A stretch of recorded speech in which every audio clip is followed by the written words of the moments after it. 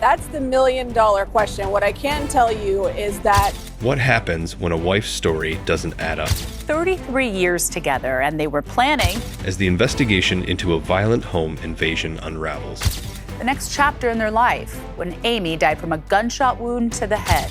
one woman's lies start to surface. You won't believe the twists that follow. Don't miss out on this shocking mystery.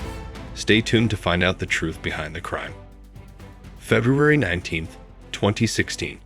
The night started like any other, but for Samantha Wolford, it would mark the beginning of an unimaginable nightmare. Samantha, a young mother of 5, was about to experience a horrific event that would change her life forever. At around midnight, she and her husband, Ernie Ibarra Jr., were in bed when their peaceful night was violently interrupted. Out of nowhere, masked intruders burst into their home. They tied Samantha up, dragged her down the stairs, and made her face her husband. They demanded $20,000 from him. Ernie, confused and terrified, had no answers to give them. The attackers threatened Samantha, making it clear that if her husband didn't comply, things would turn deadly. In a panic, Samantha made a 911 call, trying to explain the chaos unfolding at her home. Her voice, filled with emotion, told the dispatcher that her niece was tied up, and the intruders had attacked her. Samantha claimed that the attackers had struck her in the face and demanded her husband reveal the truth. She mentioned the intruders in such detail that it raised suspicions about the authenticity of her story. Her descriptions seemed oddly rehearsed for someone in danger. Samantha told the dispatcher that she was no longer in immediate danger, and instead of focusing on the whereabouts of her husband, she seemed more concerned with explaining everything in detail. The call raised alarms for the authorities. Something felt off. Samantha, now free from the immediate danger, wasn't showing the typical signs of someone whose husband was missing. Her focus seemed misplaced, and the lack of urgency was a red flag for law enforcement. At 2 a.m., deputies arrived at the scene.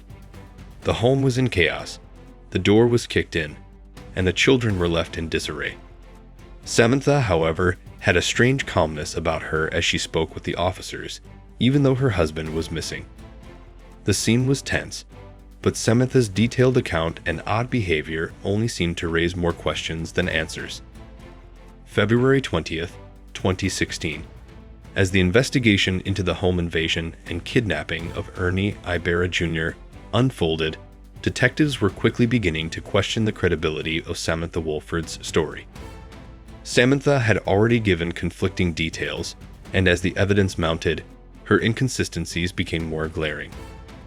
Samantha had told the 911 dispatcher an elaborate story, but when sheriff's deputies arrived, things didn't add up. She described her attackers in vivid detail, even mimicking one of the alleged intruders' voices. However, her lack of urgency and odd calmness struck the officers as suspicious. When asked about the events, Samantha repeatedly mentioned that she had been tied up, but didn't seem overly concerned about her husband, who was still missing. At the scene, the body cam footage from Corporal Chris Durant and Deputy Ed Godoy captured Samantha's strange behavior. She went into excessive detail about the events but avoided talking directly about her missing husband. The officer's focus was on gathering crucial information about her husband's whereabouts, but Samantha's main concern seemed to be explaining what had happened to her. The deputy's questioning was thorough, but it raised even more doubts. Samantha claimed that Dagan's phone had been taken by the intruders, but she said hers was left untouched. This small detail seemed odd, considering the attackers were supposed to be looking for money and answers. They had gone so far as to threaten her family, but for some reason, they hadn't taken her phone, allowing her to call her mother. As the questioning continued, investigators became suspicious of the way Samantha described the sequence of events.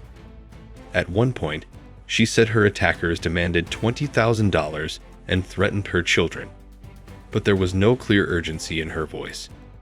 Instead, she seemed fixated on narrating the details. Her story became even more unbelievable when she started to mention a name. a person she claimed was somehow involved in the plot, a name that would soon become important in the investigation. Investigators began to question Samantha more aggressively.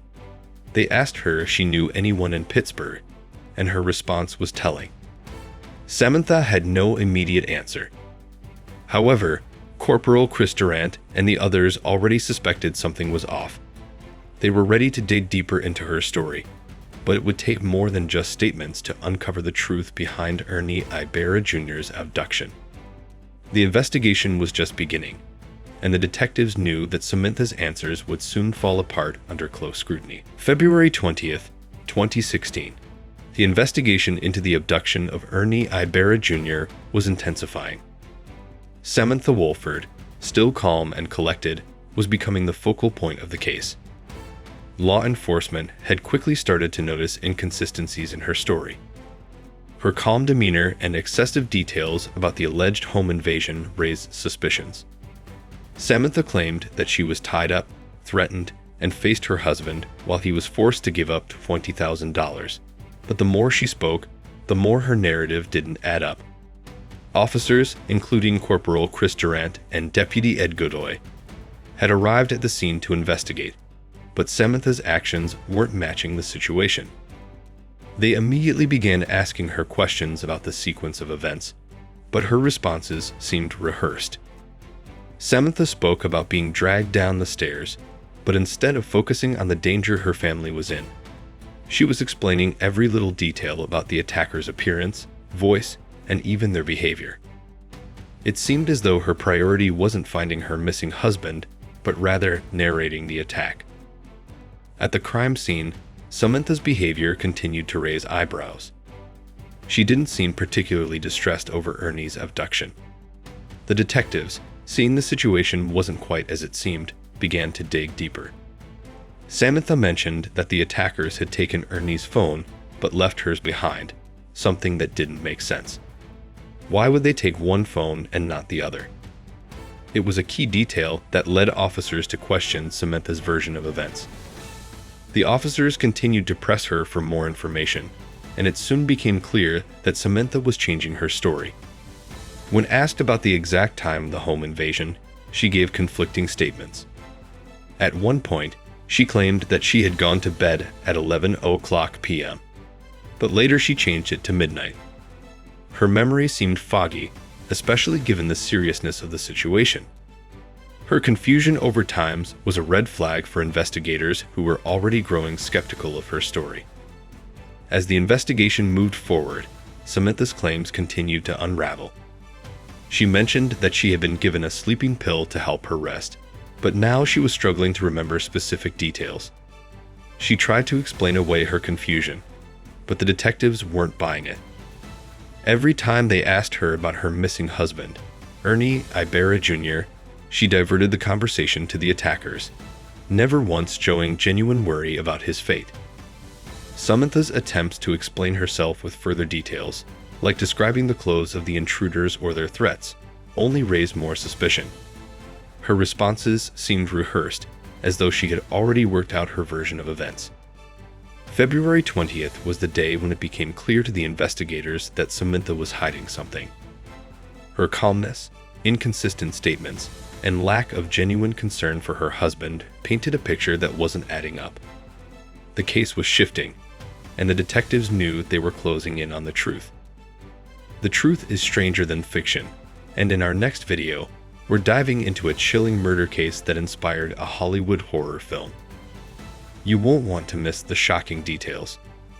If you enjoyed this story, make sure to subscribe so you never miss the next mind-blowing mystery. Hit the bell icon now and be part of our growing community.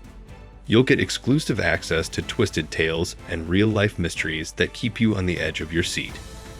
Trust me, you won't want to be left out. See you in the next video.